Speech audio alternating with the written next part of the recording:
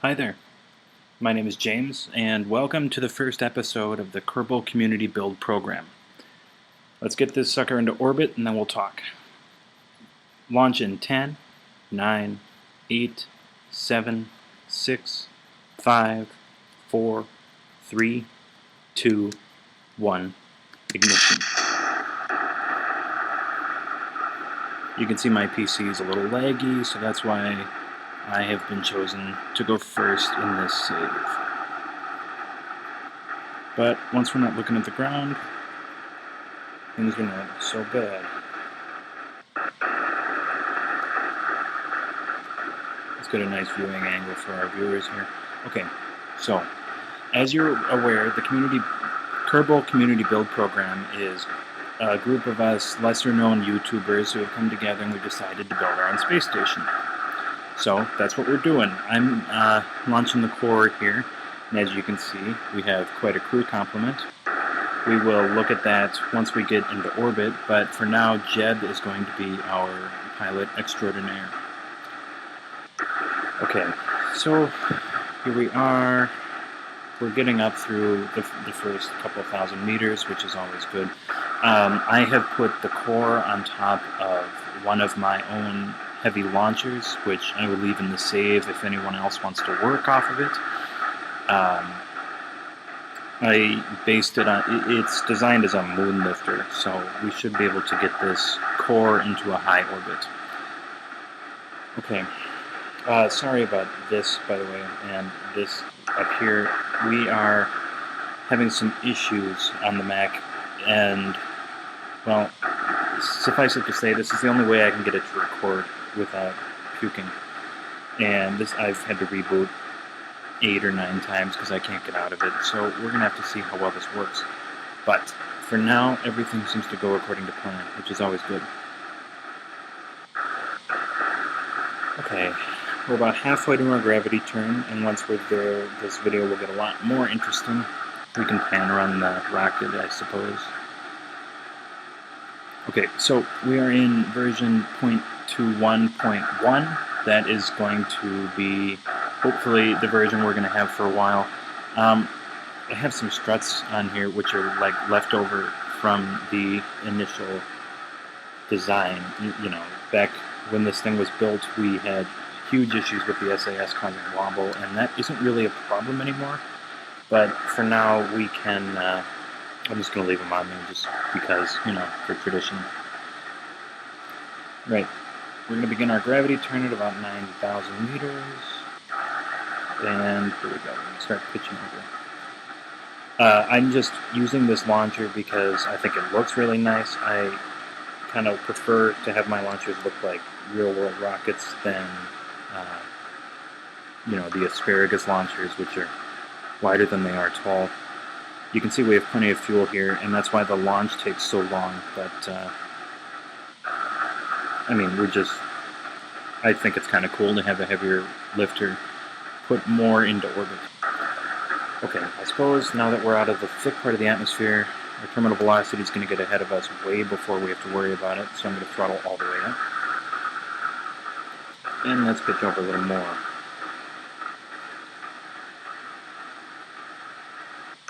Okay. So, what do you guys think of the new SAS? Personally, I'm a fan. I mean, I do kind of miss the whole lock onto a heading and that's where you're going functionality of the old SAS. But to be perfectly honest, I do like that we don't have to worry about oscillations anymore. At least not micro oscillations. You could probably say the whole thing oscillates now, but it is not the end of the world. I'm going to avoid looking at the planet for the time being, because as you can see, it increases lag dramatically on my machine. We're doing okay for now. Getting ourselves into orbit, which is nice. You can see why I like this launch stage. We have quite a rather large payload, and we're going to be at, almost to orbit. We're going to be at 1,500 meters per second. Orbital velocity anyway. So we're going to stage, ditch that, and keep going. You can see that this was based on a Saturn V, lifter, hence the engine arrangement. I don't know, I just kind of like the ship itself, so that's why I've chosen to retain it. I'm going to do a little bit of a roll here, so you guys have something a little more interesting to look at. You can see that I have put together something a little more interesting than just a classical space station core. Well, we have all the requisite elements of a core. We also have implemented a bit of a command center up top with these new cupola windows. I mean, they're kind of new. They were an update old now, but nonetheless, I think they're kind of new. Okay. Oh, wonderful. I can't get this. No. Well, that's going to be fun. I guess I can't fly in this screen. That's alright. We'll just have to watch our Apple apps for now. It kind of bothers me. Sorry about the video formatting again. I'm just trying to get something that works. And I figured you guys would rather have the circles be circular than having to watch something with the aspect ratio as wide as my screen. I mean, it's a little funky, but for now it works. Apple Axis is climbing. Once I'm above 159K or something, I'll show you that as we pass through. The lag becomes much, much easier to deal with. And you can see that when we get up here. I'm going to probably put our Apple apps... I'll probably shoot for the 250K, I guess. That's not the end of the world. I'm going to transfer over now. And we're probably pretty close. What do we do? Oh, that's a lot better than I was expecting. I'll adjust that a little bit before I put the persistence file out. I'm not going to make you guys watch that. Just leaving the atmosphere now. And we will take a better look at this once we're in orbit, because it's a bit of a pain to look at with the issues I've mentioned with the lag. So we're just deploying our solar panels for now. Because of the new reaction control systems, when the engines are off, I have mounted some solar panels on this lifter to give us some nice power. Okay, so I'm going to warp just to cut down on the length of the video.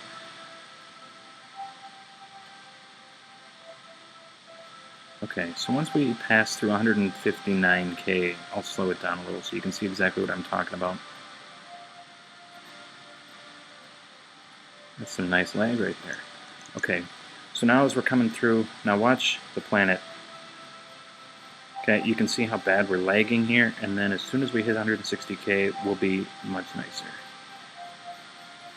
Wherever you are, see, look, did you see that jump? The lag is much less now. We're even getting green looking at the planet. That's really, that's kind of why I was such a proponent of getting this up into the atmosphere. Or rather, getting us up into a higher orbit, because then I could look at the planet, because I like looking at the planet. It's prettier than not looking at the planet. Okay, we're going to start pitching over. Boy, I wish I could see this thing, this nav ball in the map view. That's going to be kind of hard to get our apparatus reasonable. I suppose I could throttle down once we're out there. So I'm going to warp around here. Again, I am a little concerned about time, but not too bad.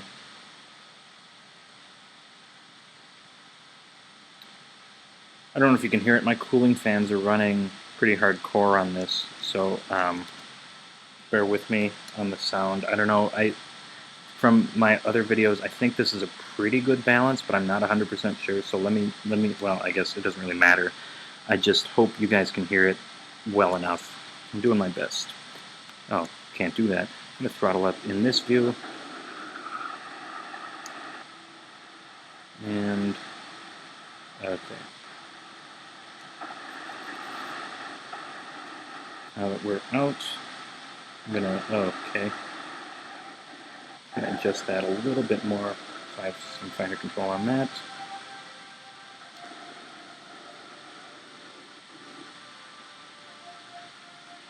Starting to run, let's kill throttle.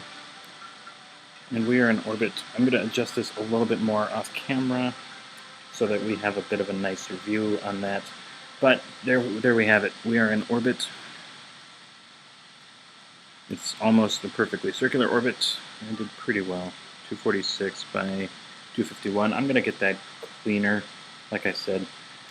But for now, I'm going to put us, let me see, I need to rotate this way. I'm going to set this up so that it is polar oriented.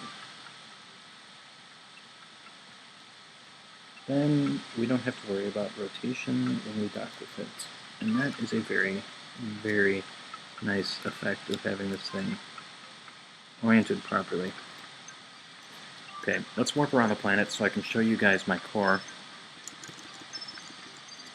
That was a little aggressive. Okay, so here we have it.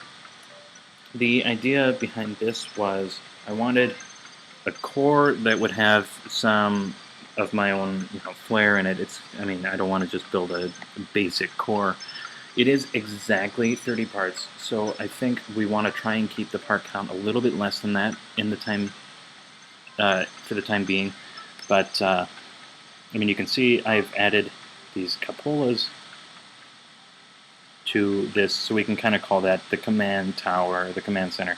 That's what I've named it. I suppose I can rename this now. This is just going to be kind of a temporary name. I don't know, let's call it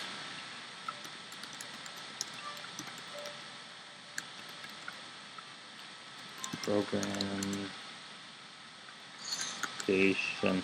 Listen, if you guys come up with something better than that, by all means, please rename this. This is Orbital KCBP Orbital Station, maybe?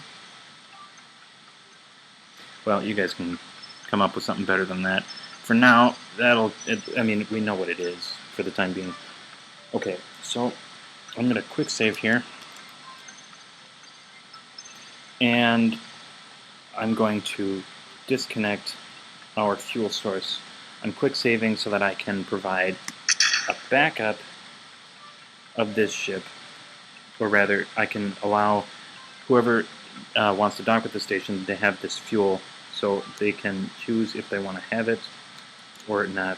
That might be kind of bad. I'm going to have to wait for that to clear the port. You can see I've mounted a probe on this, just for the express purpose of deorbiting. And we have plenty of fuel.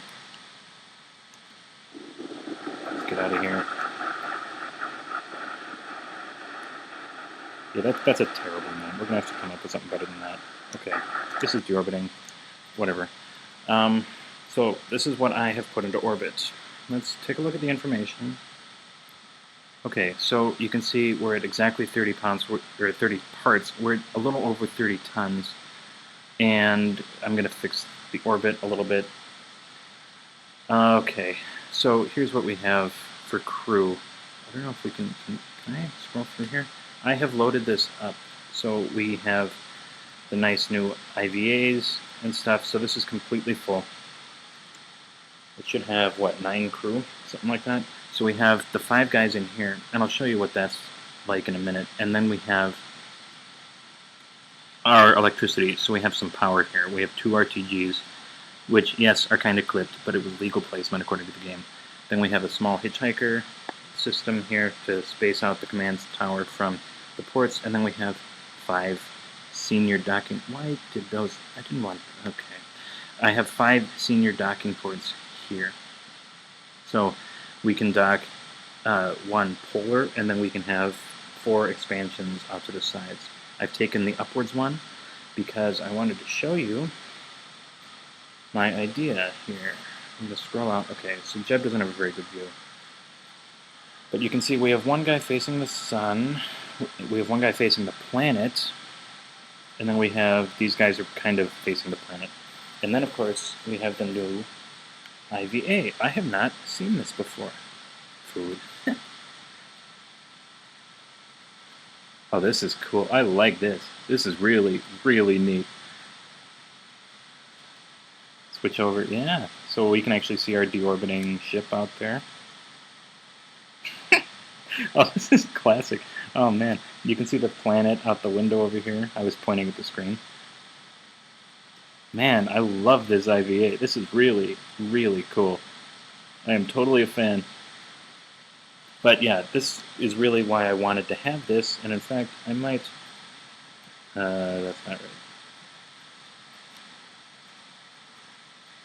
Let me see. Oh, that's... I need to hit that button. Okay, so what I have done in the past... that would be why. With this. Hello, I'd like to control from here, please. There we go. What I've done in the past with these is I have oriented them as such, and then I typically have one of these things facing the sun, which might sound a little cruel, but we'll call it a solar observation. And then what's really kind of cool about that is we then have one guy, we get to scroll through, we then have one guy looking almost directly at the planet when we come through. So that is my contribution to our space program. I hope you guys like it. I think it's kind of a neat design, and it allows for some flexibility. We have some guys in all of this. This is all fully crewed. And for the rest of our pilots, we have 5 senior-sized docking ports. Make sure you orient yours properly. I had a hard time docking my first time with them because it isn't immediately clear which way they're facing. So, there you have it. The first part of the Kerbal Community Build Program Space Station. And with that, I'm going to sign off and leave it to you fellas, and if there are any ladies working with us, welcome aboard as well. This will be a fun project to work on, and I'm excited to see the end result. Alright, this is James, signing off.